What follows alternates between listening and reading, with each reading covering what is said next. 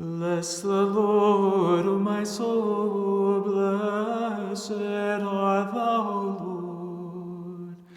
Bless the Lord, O my soul, and all that is within me, bless his holy name. I'm sorry to say that we are living in an age when divorces are rampant. In fact, recently I read that the majority of marriages in this country end in divorce.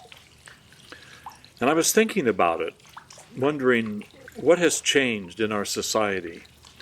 Part of it, of course, is that we are in an age when divorce is far more acceptable than it was in the past. I remember a relative of mine who was an elderly woman had been divorced. She was married at 16 and divorced at 17, but none of us knew about it. We found out about it after her death because it was such a horrible crime that people that did divorce kept it secret. But for a moment, let us look back at what has changed in the way we humans interact with each other that would cause divorces to skyrocket. Well, I'm convinced that part of it is that we no longer have a sense of community. We belong to a community. When I was growing up, we had a community in our neighborhood. And my mother had friends, lady friends, that lived in that neighborhood. And they were all stay-at-home moms, and they all got together regularly. In the summertime, I can still remember seeing them sitting in our backyard, a bunch of ladies that lived in the neighborhood joining my mother for a glass of iced tea. And that was also an age when men had their buddies and they spent a lot of time with them. One of our neighbors was an avid bowler, and my dad would go bowling with him on occasion. My dad was a golf pro, and of course a good many of his friends were golfers, and they spent a lot of time on the golf course together or in the clubhouse together. They were buddies. They loved each other. They hung together, and they supported one another. And the problem with our marriages today is that most men don't have that strong bond with other men like they did in the past. And women don't have that strong bond with other women that they had in the past. And so marriages are almost exclusively dependent on the couple working things out. But that doesn't always work. In fact, obviously the statistics show that it doesn't work.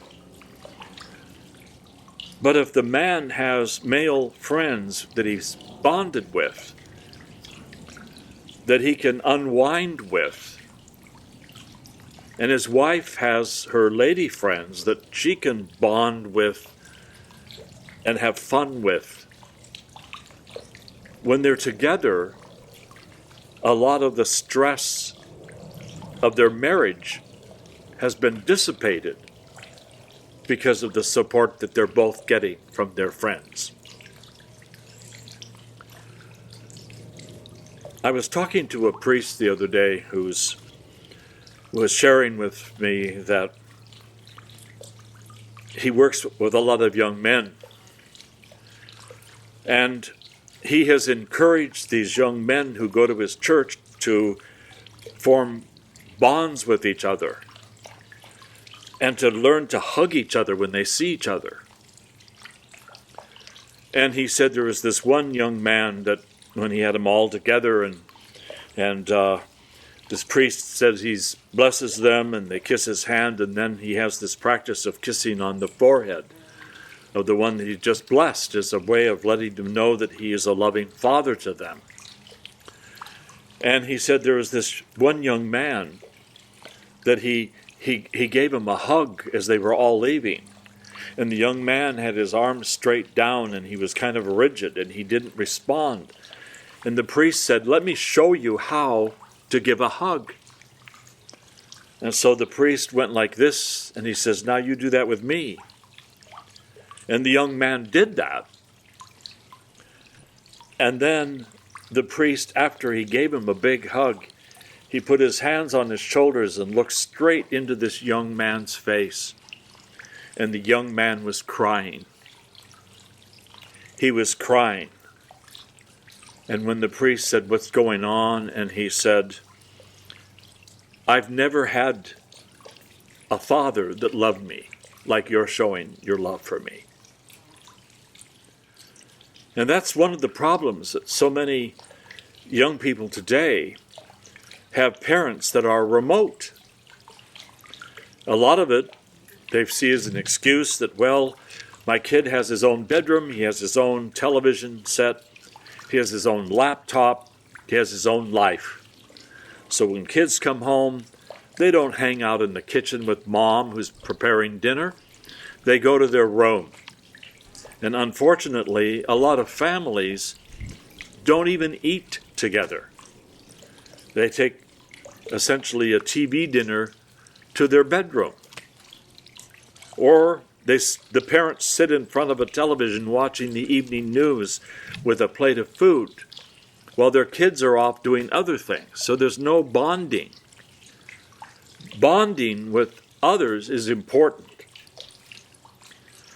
I have friendships where we bonded together as young college men, and we're still bonded together as old men.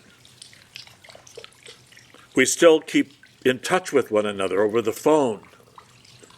And whenever I'm in Oregon, I always like to get together with some of these old guys and talk about the good old days. But mostly, it's just about being brothers. We're brothers together. My own blood brother, who's 2 years younger than I, Dwayne, is another one of those people. I have a close bond with him. I even get feedback from him about my blog articles or my YouTube videos, which I treasure because he's a very accomplished composer and writer, and I value his input. But each one of us should be benefiting from those bonds with other people. We men need to remember that in times past, the women were the hearth builders. They were the ones keeping the fires cooking and the food prepared while the men were out hunting. Almost a tribal thing. And we need to find a way to return to that. Now, I'm not suggesting that men go out hunting and that the women build a campfire in the backyard. That's not what I'm suggesting. But I am suggesting that women need to make a concerted effort to bond with other women, whether they be relatives or neighbors or women at church. And the same way with men. The Irish and the Scottish men have that same kind of thing going on in their pubs. I remember when one Scottish friend of mine was telling me that it's very common in Ireland and in Scotland for people to go in essentially at breakfast time to have a Guinness. And it's not about drinking. It's about hanging out with other men, bonding with them. And then you go about your day. You go to work. You go out in your pasture. And ultimately, what that does is it helps these men bond with their children and their wives. And then ultimately bond with our Father who is in heaven. Because these relationships that we have with other people are not done in a vacuum, but they're done with the recognition that we are all the children of God and we are brothers and sisters. and we need to act like we are brothers and sisters with the one Father who is in heaven, who loves us all. So let us make a concerted effort not only to do this for ourselves, but to do it for the next generation, that the young people of the next generation learn from us the importance of bonding with friendships, and that boys learn to bond with their friends, and that girls need to learn to bond with their friends and take that tradition into adulthood. May God help us to do just that. Both now and ever and unto the ages of ages. Amen. Only begotten Son and immortal Word of God,